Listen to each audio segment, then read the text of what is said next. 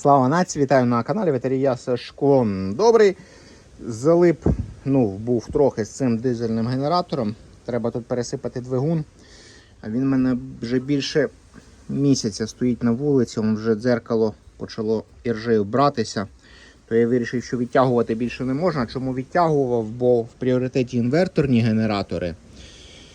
І я от залипав з інверторними, любився, розкидав цей і навалилися інверторні. То я зараз трішечки так перекрився, начебто трохи запасу є інверторних генераторів. Нарешті доходять руки.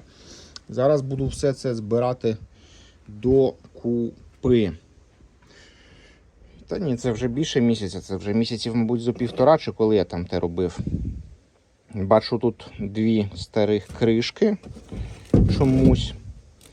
Нова, я пам'ятаю, у мене трішечки відрізняється. Ота взагалі безіменна. Нульова у мене 188 J29, а на машині стояла 188 J79. Але казали, начебто вони взаємозамінні. От. І це я вперше збиратиму дизель докупи. Тримаємо кулачки, маю надію, що все буде як слід з цією машиною.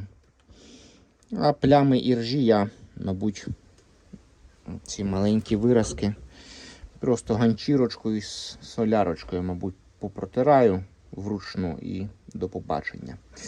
Та й таке. Дякую всім за підтримку. Працюємо, перемагаємо і пам'ятаємо, що наша любов до України недостатня.